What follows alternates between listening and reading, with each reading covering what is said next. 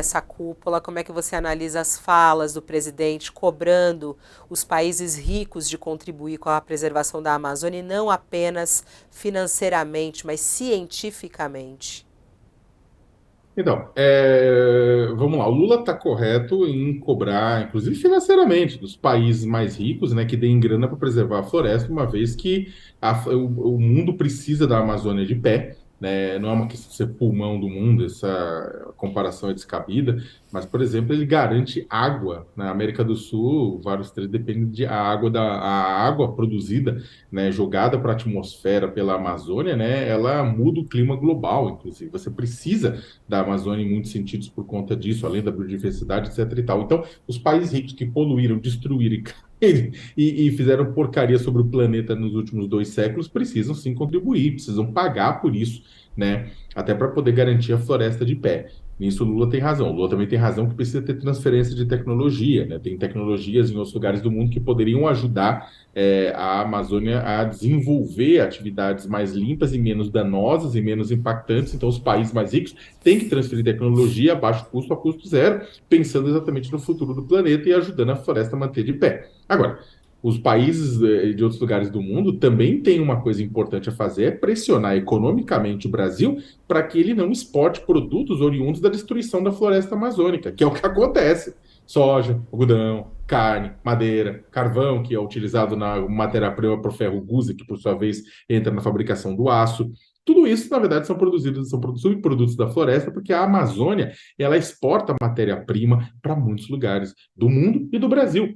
Então, o que acontece é que havia uma discussão que está incluída presente no debate sobre o acordo União Europeia-Mercosul, que é a respeito desses produtos oriundos do desmatamento e da destruição.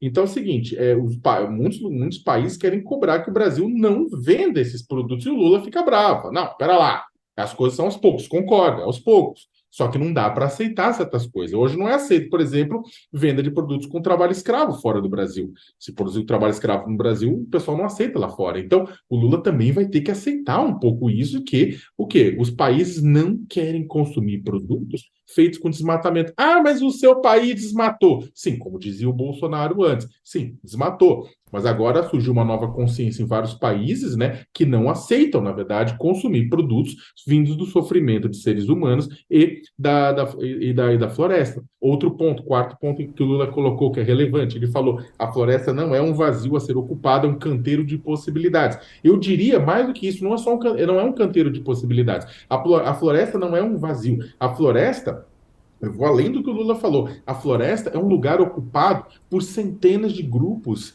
sociais, étnicos diferentes. Tem ribeirinho, você tem quilombola, você tem indígenas, você tem uma população que foi para lá trabalhar na agricultura, na extração, na cidade. Você tem gente, uma sociedade multidiversa a Amazônia. Não é um vazio a ser ocupado, inclusive como era os argumentos e as narrativas da ditadura militar. Lembra? Uma terra sem homens para homens sem terra, e aquelas bizarras como deserto verde, aquelas coisas que de deserto não tem nada.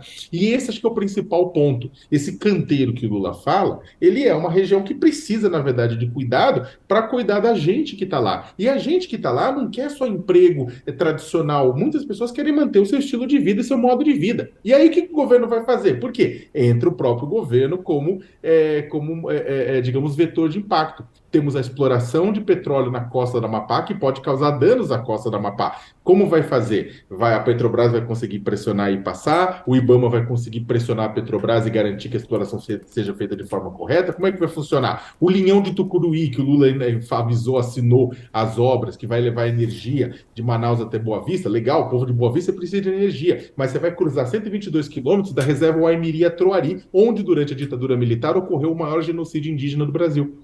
E aí, o que vai acontecer? Vai se repetir ou os indígenas vão ser ouvidos realmente para além de indenização?